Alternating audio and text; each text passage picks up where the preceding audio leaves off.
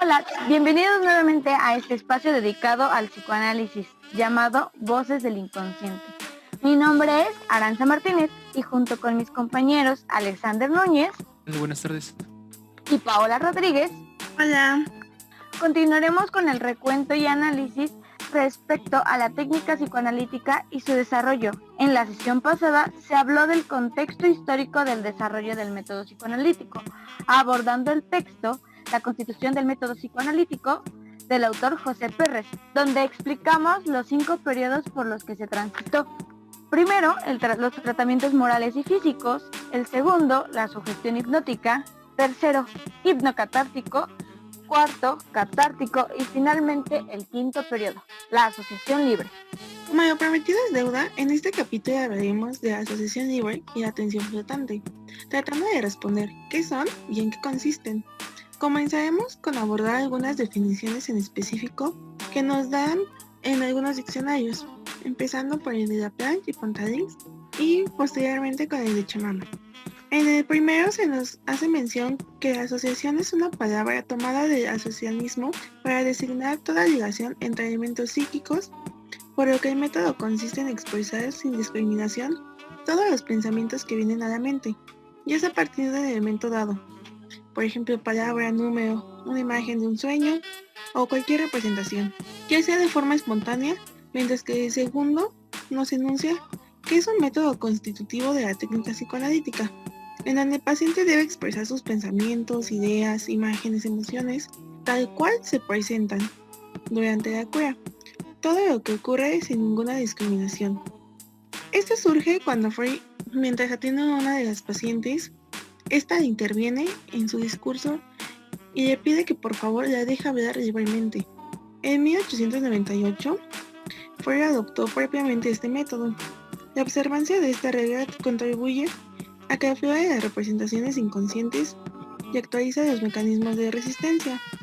Sí, entonces ahora tendríamos que abordar la definición de lo que es la atención flotante y por una parte seguiremos utilizando estos diccionarios. Tenemos aquí a Laplanche, aquí nos menciona, ¿no? Él y Pontalis, que el analista debe escuchar al analizado, no debe, a priori, conceder un privilegio a ningún elemento del discurso de este, lo cual implica que el analista deje funcionar lo más libremente posible su propia actividad inconsciente. Bien, por otra parte, en este diccionario de Chemama, lo explica como la regla técnica a la que procura apegarse el psicoanalista, a no privilegiar en su escucha ninguno de los elementos particulares del discurso del analizante. Esta técnica es la contrapartida de la asociación libre. Freud formula en Consejos al médico sobre el tratamiento psicoanalítico que a todo discurso del paciente se le debe prestar la misma atención flotante. La atención flotante supone por consiguiente de parte del profesional la supresión momentánea de sus prejuicios conscientes y de sus defensas inconscientes. Estas definiciones sirven para darnos un mayor panorama respecto a lo que Freud trabajó para construir un nuevo método. Sin embargo, tendremos que recordar aquí algo que se hizo mención justamente en el capítulo pasado, lo cual sería la importancia de los juegos de lenguaje y la relevancia que ésta tiene en los nuevos aportes de Freud. Un ejemplo claro de esto que menciona Paola es la misma atención flotante, ya que a diferencia de lo que todos creen, no fue una creación como tal del padre del psicoanálisis. Esta se le puede atribuir a un crítico de arte y político italiano llamado Giovanni Morelli, que bajo el seudónimo de Ivan Lermolier tenía un procedimiento para distinguir ciertas obras auténticas de las falsificaciones o réplicas. Esta consistía en prescindir de la impresión general de la pintura total y destacar las pequeñeces como la forma de pintar ciertos fragmentos de la pintura, ya sean las orejas, las aureolas o pequeños detalles, los cuales se hacían siempre con el toque singular del autor original, y quienes la replicaban la pasaban por alto. Un ejemplo de esto puede ser algunas pinturas réplica de Miguel Ángel, que era como a lo que Giovanni le llamaba un poco más la atención. Pero regresando a la parte histórica, nos volveremos a centrar en este texto de Perrés, pero en esta ocasión ahondaremos más profundo en el quinto periodo llamado la Asociación Libre.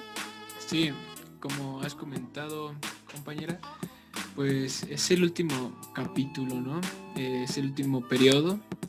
Y de hecho el que fijemos este periodo como el último, que permitió la constitución del método psicoanalítico y con ello del dispositivo analítico vigente hasta la actualidad, no significa que no haya habido transformaciones técnicas posteriores en la técnica psicoanalítica, ¿bien?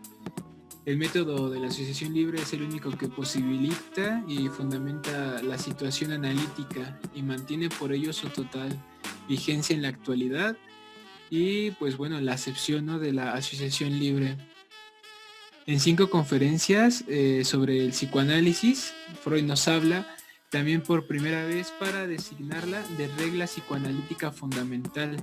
Señala que dicha regla fundamental la interpretación de los sueños, la apreciación de las asociaciones fallidas y causales, así como la valoración de fenómenos transferenciales, constituyen los 4 procedimientos técnicos utilizados en el tratamiento psicoanalítico para posibilitar el analizado el descubrimiento de su propio inconsciente. Y bueno, aquí también habría que agregar que no solamente hay que hacer mención en qué momento lo dice Freud o lo designa como la regla fundamental, sino que hay otros casos que trabajó que sirvieron justamente para darle más solidez. Uno de los más reconocidos es el caso Dora. Aquí hacemos referencia a esta paciente que por sus cualidades intelectuales le permitió a Freud explorar una parte más profunda de lo que es el malestar y estrella. Posteriormente, otro de los casos muy importantes es el caso de Hans, o el caso Juanito, como muchas veces es mal traducido, pero como se reconoce. Y finalmente, el hombre de las ratas, el cual es muy ilustrativo. Claro, gracias, Pau. Pues a continuación hablaremos un poquito sobre un párrafo que viene en este texto de José Pérez que hemos venido trabajando. Abro la cita, dice: para que pueda observarse mejor a sí mismo con atención reconcentrada, es ventajoso que el paciente adopte una posición de reposo y cierre los ojos.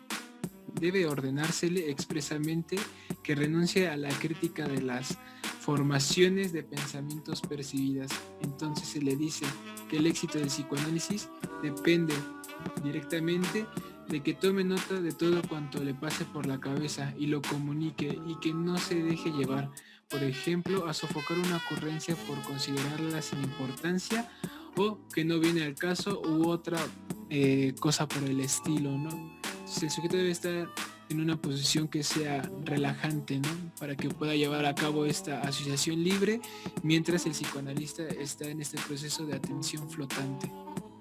Por último, habría que mencionar que es casi imposible determinar el momento preciso en que se comenzó a utilizar este método. Si bien hace unos momentos se mencionaba que fue 1898, esto solo es una fecha aproximada, ya que no se puede estimar como tal porque no fue que dejara a un lado los antecesores de este método e iniciara de lleno con la asociación libre, sino se hizo un cambio paulatino. Tal como menciona Pérez en la página 119 de este texto que tanto hemos abordado en estos 2 primeros capítulos, el psicoanálisis no se hace de meras modificaciones técnicas, sino a partir de un específico sustrato sociohistórico de una compleja articulación entre la teoría, la técnica y el llamado autoanálisis de Freud, siendo este el verdadero eje estructurante. Esto sería todo por el capítulo de hoy. Les agradecemos y nos despedimos, no sin antes mencionar que en el siguiente veremos la diferencia entre la técnica y el método psicoanalítico. Nos despedimos, mis compañeros Paola Rodríguez. Nos vemos. Alexander Núñez. Hasta luego. Y su servidora Aranza Martínez. Esto fue Voces del Inconsciente.